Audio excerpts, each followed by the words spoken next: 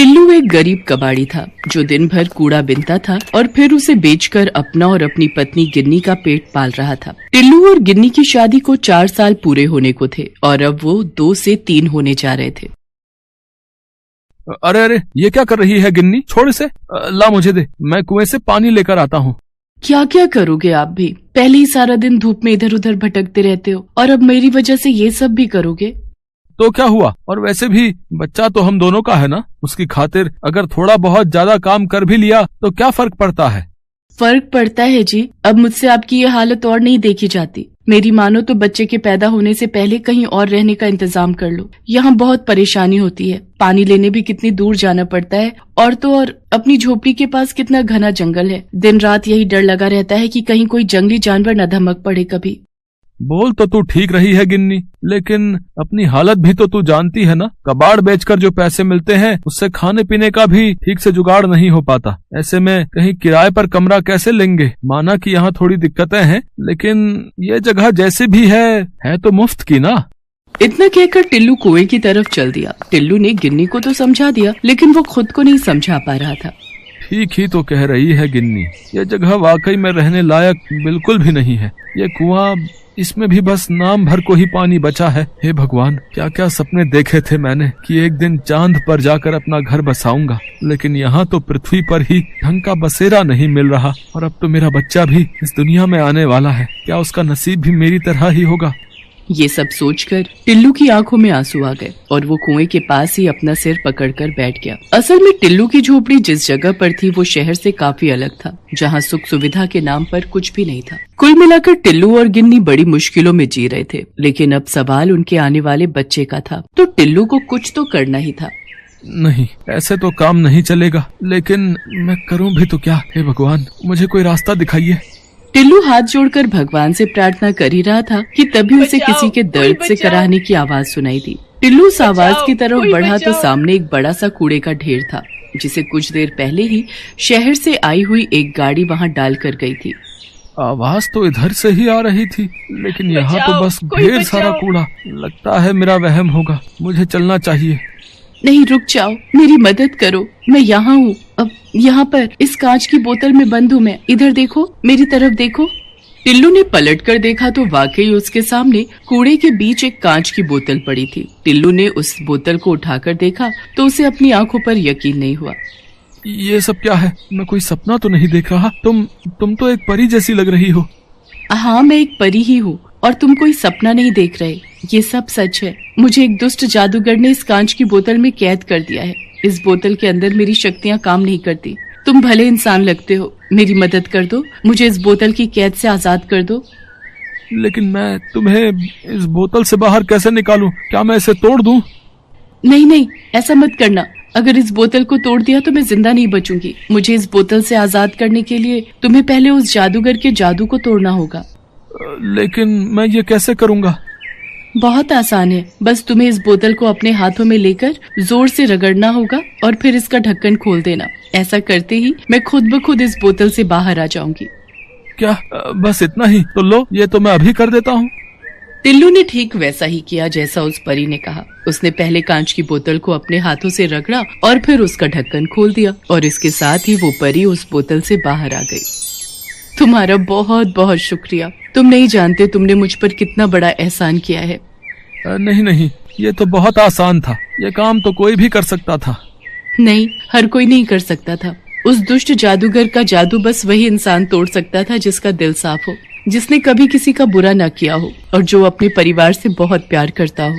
तुमने मुझे उस बोतल से आजाद करके ये साबित कर दिया कि तुम एक बहुत अच्छे इंसान हो और इसके लिए तुम्हें इनाम तो मिलना ही चाहिए। मांगो, तुम जो मांगोगे मैं तुम्हें दूंगी। कुछ भी मतलब मेरा मतलब है कि तुम मेरी कोई भी इच्छा पूरी कर सकती हो। हाँ, एक बार बोलकर तो देखो।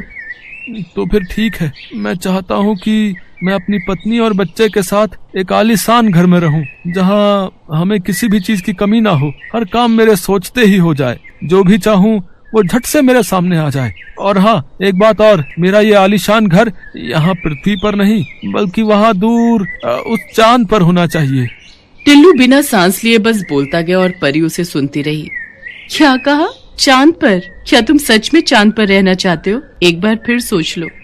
इसमें सोचना क्या है? पर तुमने मेरी बात पूरी तो सुनी ना। मैं चाहता हूँ कि चांद पर जाकर मुझे कोई काम ना करना पड़े, ना पैसे कमाने का झंझट हो और ना ही मेरी पत्नी गिन्नी को घर का कोई काम करना पड़े, और मेरा बच्चा वो भी वहाँ चांद पर पूरे ठाठ से रहे।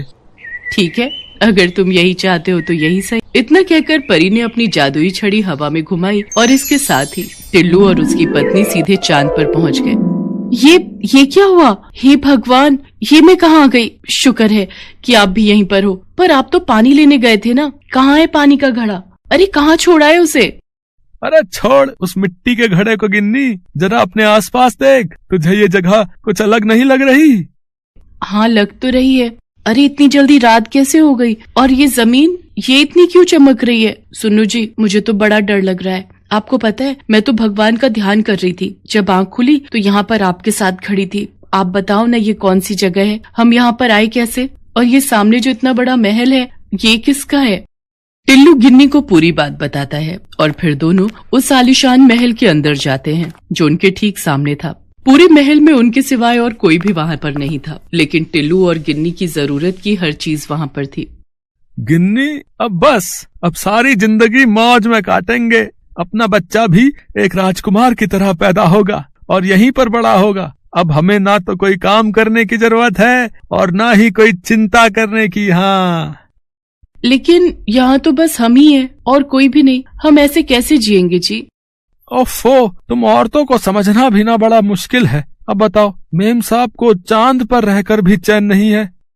बात वो नहीं है जी, जरा अपने बच्चे के बारे में भी तो सोचिए। क्या वो सारी जिंदगी सिर्फ हमें देखकर ही बड़ा होगा? यहाँ चांद पर हमारे अलावा कभी कोई रहने नहीं आएगा, तो आखिर हम कब तक इस ऐशो आराम के साथ खुश रह पाएंगे यहाँ? मुझे आराम चाहिए था, लेकिन इतना नहीं कि जीवन का रस ही खत्म हो जाए। लेकिन वहाँ पृथ्वी पर कितनी मुश्किलें हैं, तुझे याद है ना?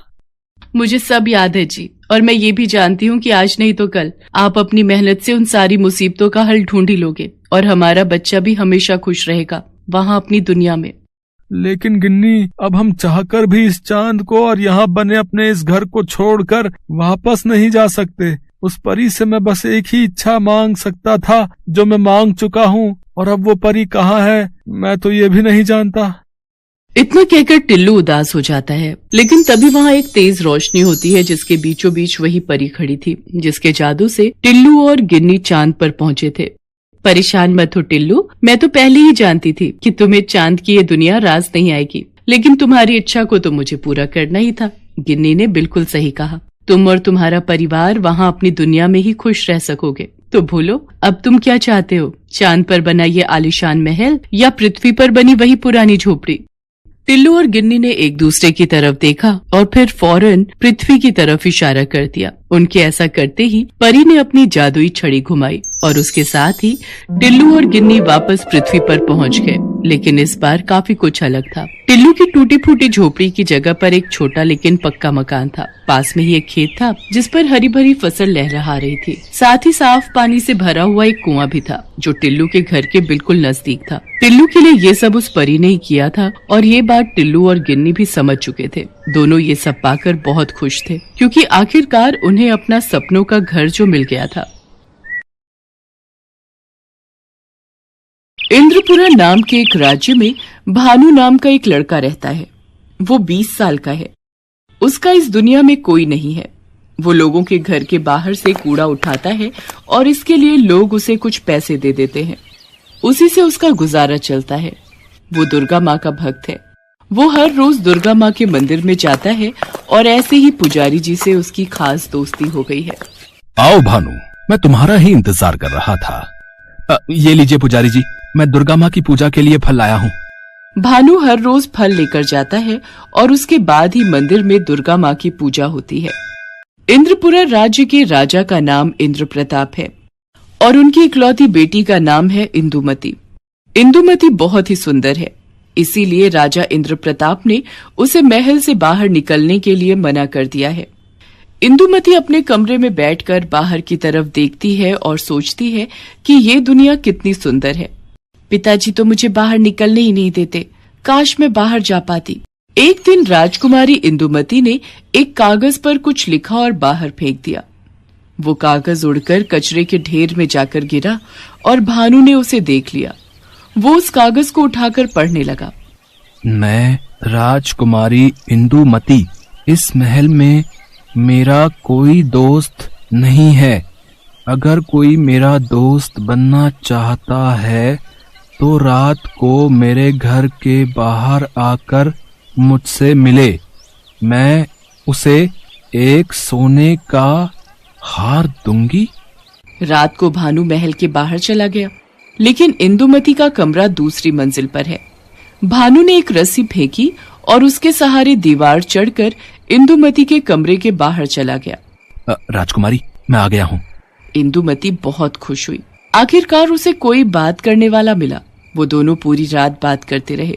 फिर इंदुमती ने जब भानु को सोने का हार देने की कोशिश की, तब भानु ने कहा, नहीं राजकुमारी, मुझे पैसे और सोने का कोई लालच नहीं है। मुझे तो बस आपसे बातें करनी थी। आप मुझे बहुत पसंद हो राजकुमारी। ये बोलकर भानु चला गया। राजकुमारी इंदुमती को भानु से प्यार हो गया। इसके बाद से वो दोनों हर रोज रात को मिलने लगे, बातें करने लगे। भानु हमेशा उदास उदास रहने लगा। ये देखकर पुजारी जी ने कहा, क्या बात है भानु, आजकल बड़े उदास रहते हो? तब भानु ने पुजारी जी को अपने और राजकुमारी इंदुमती के बारे में सब बताया। पुजारी जी डर गए और उन्होंने कहा, ये क्या कर दिया तुमने? महाराज को पता चलेगा तो वो तुम्हें मार डालेंगे बेटा। नहीं पुजारी जी, आप चिंता मत कीजिए, महाराज को पता नहीं चलेगा। लेकिन भानु को क्या पता था कि उसके भाग्य में क्या लिखा है। भानु के पास सिर्फ कुछ जमीन है। उसके पिता उसके लिए यही छोड़कर गए हैं और उसी जमीन को भानु का चाचा मदन लाल हड़पना चाहता है। वो हर रोज सोचता है, भानु का कुछ इंतजाम करना पड़ेगा। अगर वो नहीं रहेगा तो ये जमीन मेरी हो जाएगी। हाँ। एक दिन मदन लाल देखता है कि रात के अंधेरे में भानु कहीं जा रहा है। मदन लाल भानु का पीछा करता है और उसे राजकुमारी से मिलते हुए देख लेता है। अरे बाप रे, इस भानु के बच्चे ने तो बहुत बड़ा हाथ मारा है।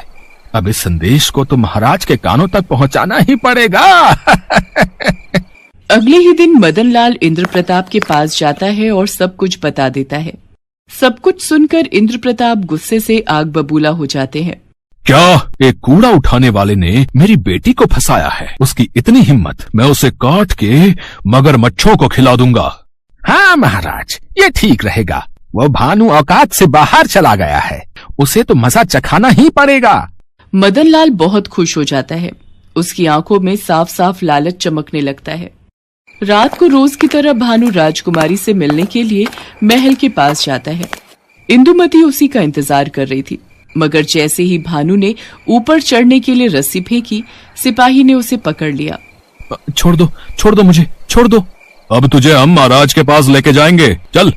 ऊपर से राजकुमारी इंदुमती ये सब देखकर रो पड़ती है। अरे ये क्या, अब क्या होगा? भानु, मेरे भानु के साथ ये लोग क्या करेंगे? भानु को इंद्र प्रताप के पास ले जाया गया। इंद्र प्रताप ने कहा, इसे बांध के रखो, कल सबके सामने इसे हम मगरमच्छों को खिलाएंगे, वो भी जिंदा। भानु को मगरमच्छों के तालाब के पास बांध दिया गया। सारे मगरमच्छ भानु को निगल जाने का इंतजार करते रहे। इधर इंदुमती ने महाराज के पास जाकर रोते हुए कहा, पिताजी, भानु को छोड़ दीजिए पिताजी, हम दोनों एक दूसरे से प्यार करते हैं। इस बात से इंद्र प्रताप गुस्सा हो गए और इंदुमती को कमरे में बंद कर दिया। इंदुमती कमरे के अंदर रोती रही। इतने में एक दासी ने आकर इंदुमती के कमरे का दरवाजा खोल दिया। ये दासी भानु के गांव से है और भानु को बहुत स्नेह करती है। इंदुमती दौड़ते हुए भानु के पास गई और उसके बंधन खोल दिए और उसके बाद दोनों तुरंत वहां से भाग गए। दोनों भागकर दुर्गा माँ के मंदिर में चले गए। दोनों को देखकर पुजारी जी बहुत डर गए। अरे तुम दोनों यहाँ? महाराज को पता चल गया तो अनर्थ हो जाएगा। पुजारी जी, आप हम दोनों की शादी करवा दीजिए बस। उसके बाद हम यहाँ से भाग जाएंगे। मगर तुम दोनों इस धरती के जिस कोने में भी जाओगे, महाराज किसी न किसी तरीके से तुम्हें ढूंढ ही निकालेंगे। तब क्या होगा? तो फिर हमें इस धरती से बाहर भेज दीजिए, ऐसी जगह जहाँ हम दोनों के अलावा कोई नहीं हो। पुजारी जी ने कुछ सोचा और कहा, ये काम तो सिर्फ दुर्गा माँ ही कर सकती हैं। तुम दोनों माँ दुर्गा से प्रार्थना करो। माँ दुर्गा तुम्हारी बात जरूर मानेंगी। दोनों आंखों में आंसू लेकर माँ दुर्गा के सामने प्रार्थना करने लगे। दुर्गा माँ, आज तक मैंने आपसे कुछ भी नहीं मांगा, मगर आज मैं अपना प्यार मांग रहा हूँ। देखिए, ना मत कहना, आप तो मेरी माँ हो। दुर्गा माँ, अगर मेरे पिताजी को खबर लग गई कि हम यहाँ हैं, तो वो हम दोनों को मार डालेंगे। आप हमें कहीं और भेज दीजिए माँ, हमें कहीं और भेज दीजिए। दोनों का रोना धोना देखकर दुर्गा माँ और नहीं रह पाई। उन्होंने मूर्ति से बाहर निकलकर कहा, मुझे पता है कि तुम दोनों एक दूसरे से प्यार करते हो। तुम्हारा प्यार पवित्र है, इसीलिए मैं तुम दोनों को चांद पर भेज रही हूँ। जाओ, वहाँ आराम से जिंदगी बिताओ। दुर्गा माँ ने अपने हाथों से एक चमत्कारी रोशनी निकाली और उन दोनों के सामने एक चंद्रयान प्रकट हो गया। वो दोनों उस चंद्रयान की मदद से चांद पर पहुंच गए। चांद की मिट्टी पर पैर रखते ही भानुमति ने इंदुमति की मांग में सिंदूर भर दिया। इंदुमति ने भानु के पैर छूकर उसे पति के रूप में स्वीकार कर लिया। इसके बाद दोनों चांद पर एक छोटा सा घर बनाकर रहने लगे। उधर महाराज इंद्रप्रताप को जब पता चला कि दोनों भाग गए हैं और दोनों को भगाने में मंदिर के पुजारी जी का हाथ है, तब वो बहुत गुस्सा हो गए और मंदिर पहुंच गए। दुष्ट पुजारी, मैं तुझे नहीं छोड़ूंगा। ये बोलकर महाराज ने पुजारी जी को बहुत मारा। मुझे मत मारिए महाराज। मगर इंद्रप्रताप रुकने वालों में से नहीं है। उन्होंने पुजारी जी को बंदी बना लिया। ये देखकर दुर्गा माँ गुस्सा हो गई और स्वर्गलोक में बैठे हुए उन्होंने कहा, दुष्ट राजा, तुझे तेरे कर्मों की सजा मिलकर रहेगी। अगले ही दिन इंद्रपुरा के दुश्मन राज्य भवानीगढ़ के राजा भवानी सिंह ने अपनी सेना के साथ इंद्रपुरा पर हमला बोल दिया। इंद्रप्रताप ये लड़ाई हार गए और भवानी सिंह ने उन्हें उन्हीं के कमरे में बंदी बनाकर रखा। इसके बाद बरसों बीत गए, मगर इंद्रप्रताप वो हार सह नहीं पाए। उनकी तबीयत बिगड़ने लगी। वो अपने मन में कहते हैं, आज मेरा कोई वारिस नहीं है, नहीं तो ऐसी हालत नहीं होती मेरी। तभी वहाँ पर पुजारी जी प्रकट हुए। इंद्रप्रताप चौंक गए। चिंता मत कीजिए महाराज, मेरे ऊपर दुर्गा माँ का आशीर्वाद है। मैं कभी भी कहीं भी जा सकता हूँ। मैं बस ये कहने आया हूँ कि आपका वारिस है, आपका दामाद। वो चांद पर है। सिर्फ वही इस अत्याचारी राजा के हाथ से इस राज्य को मुक्त कर सकता है। ये सुनकर इंद्रप्रताप रोने लगे। पुजारी जी, मैंने उन लोगों के साथ बहुत बुरा किया। मैं उन दोनों को वापस लेकर आना चाहता हूँ। तभी पुजारी जी ने दुर्गा माँ का नाम लिया और तभी एक चंद्रयान प्रकट हो गया और वो दोनों उसमें चढ़ गए। उधर चांद पर भानु और इंदुमति बहुत खुश हैं। उन दोनों को एक बेटा भी हुआ है। इंदुमति और भानु अपने बेटे के साथ खेल रहे हैं। इतने में वो दोनों उस चंद्रयान की मदद से चांद पर पहुंच गए और उसमें से पुजारी जी और इंद्रप्रताप बाहर आते हैं। अपने पिता को देखकर इंदुमति डर जाती है। डरो मत बेटी, मुझे अपनी गलतियों का एहसास हो गया है। बेटा भानु, तुम मुझे माफ कर दो। तुम ही मेरे दामाद हो और इंद्रप्रताप राज्य के वारिस। इसके बाद इंद्रप्रताप ने सब कुछ खुलकर बताया और चंद्रयान में बैठकर पांचों धरती पर पहुंच गए।